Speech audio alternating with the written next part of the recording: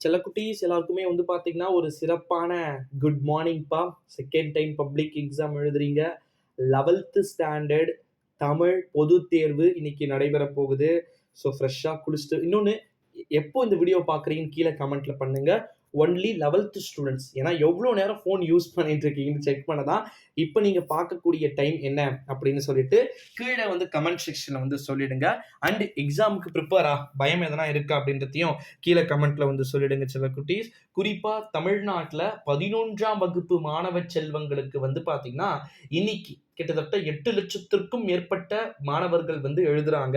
தமிழகம் மற்றும் புதுச்சேரியில வந்து இன்றைய பொதுத் தேர்வுகள் மிகவும் எளிமையான முறையில கேட்கப்படும். காரணம் என்ன அப்படின்னா, 12ஆம் வகுப்பு மாணவர்கள் ரொம்ப ரொம்ப மேஜரா இருந்த மாணவ செல்வங்களுக்கே வந்து பார்த்தீங்கன்னா, ரொம்ப ரொம்ப ஈஸியா கேட்டுட்டாங்க. ஸோ உங்கள மட்டும் என்ன போட்டு அப்படியே வதைக்கவா போறாங்க? ஸோ அதனால வந்து அப்படி கிடையாது. உங்களுக்குமே வந்து பார்த்தீங்கன்னா, ரொம்ப ரொம்ப ஈஸியான மெத்தட்ஸ்லயே வந்து கொஸ்டின்ஸ் வந்து கேட்பாங்க அப்படின்றத நம்ம நம்பலாம். 11ஆம் வகுப்பு மாணவ செல்வங்களா நீங்க இருந்தீங்க அப்படின்னா, டோன்ட் வரி. B happy. ஓகேங்களா? ஃபர்ஸ்ட் எடுத்த உடனே டீட்டெயில்ஸ் எழுதி மாட்டிக்காதீங்க. ஓகேங்களா? டீட்டெயில்ஸ் நீங்க எழுத எழுத உங்களுக்கு வந்து டைம் வந்து நல்லா உங்கள காய விடும். ஸோ அதனால வந்து ஃபர்ஸ்ட் எடுத்த உடனே நீட்டா அழகா ஃப்ரண்ட் ஷீட்ல வந்து 1 மார்க் வந்து எழுதிருங்க. அதுக்கப்புறமா வந்து மனப்பாட பகுதி எழுதிருங்க. 14 மார்க்கு ஒரு மனப்பாடம் 20 மார்க். ஆல்மோஸ்ட் நீங்க பாஸ் ஆயிடுவீங்க. அதுக்கப்புறம் பொறுமையா அழகா 2 மார்க்கு.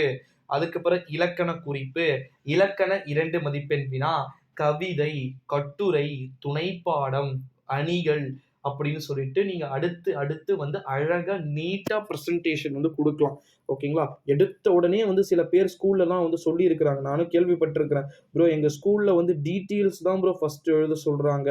நான் என்ன ப்ரோ பண்றது? அப்படின்னு சொல்லிட்டு சில விதமான ஸ்டூடண்ட்ஸ் உடைய கொஸ்டின்ஸா வந்து பார்த்தீங்கன்னா இருக்கு. ஸோ அது கரெக்ட் தான்.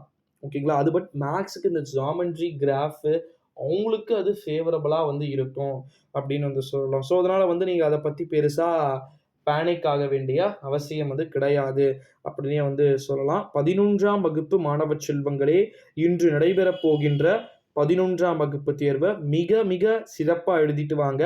ஆன்சர் கீ வந்து பார்த்தீங்கன்னா, கீழ டிஸ்கிரிப்ஷன்ல நம்முடைய டெலகிராம் குரூப் லிங்க் இருக்கு. மறக்காம டெலகிராம்ல ஜாயின் பண்ணிக்கோங்க.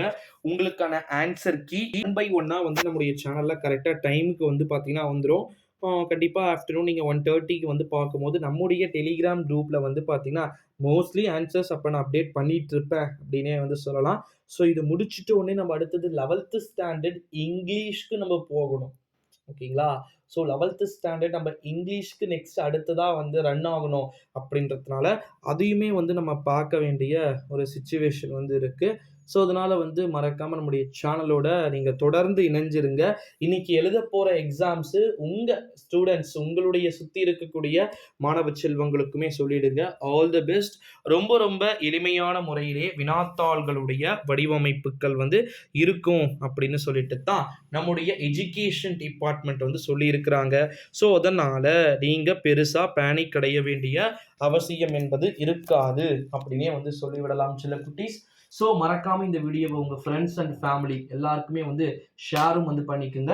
அடுத்தடுத்த வீடியோவில அடுத்தடுத்த காணொளியில பார்க்கலாம். நன்றி.